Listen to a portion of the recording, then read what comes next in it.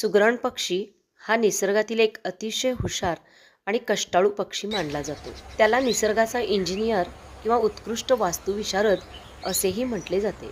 हा पक्षी दिसायला साधारणपणे चिमणीसारखाच असतो. सुगरण पक्षी फिकट तपकिरी रंगाचा असतो आणि त्याच्या पाठीवर गडद रेषा असतात. सुगरण पक्ष्याची खरी ओळख त्याच्या या अनोख्या घरट्यामुळेच आहे. घरटे विणण्याचे काम फक्त नर पक्षी करत असतो. नर पक्षी अर्धे घरटे विणतो. त्यानंतर मादी येऊन घरट्याची पाहणी करते. जर तिला विणकाम आणि मजबूती आवडली तरच ती त्या नराची जोडीदार म्हणून निवड करते आणि मग दोघेजण पुढचे घरटे पूर्ण करतात. घरटे बनवण्यासाठी नर पक्षी ओल्या गवताच्या काड्या, भाताच्या लांब पानांच्या पट्ट्या आणि काथ्यासारख्या धाग्यांचा वापर करतो.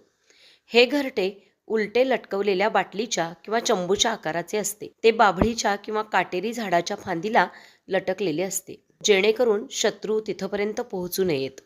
सहसा विहिरीच्या किंवा पाण्याच्या साठ्यावरील झाडावर हा पक्षी समूहाने राहतो. हे विणकाम इतके मजबूत असते की कितीही जोराचा वारा किंवा पाऊस आला तरी घरटे खाली पडत नाही. गवताच्या बिया, बाजरी, ज्वारी, भात आणि इतर धान्ये हे या पक्ष्याचे मुख्य अन्न आहे. पिलांना प्रथिनांची गरज असते, त्यामुळे पिलांच्या वाढीच्या काळात सुगरण पक्षी अळ्या, छोटे कीटक आणि नाकतोडे पकडून पिलांना भरवतात. यामुळे पिकांचे नुकसान करणारे कीटक कमी होऊन शेतकऱ्याची मदतच होते.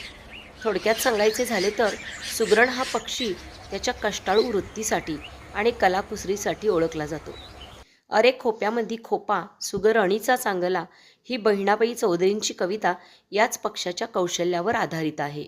सुगरण पक्षाची ही माहिती आपणास कशी वाटली नक्की कमेंटद्वारे सांगा. धन्यवाद.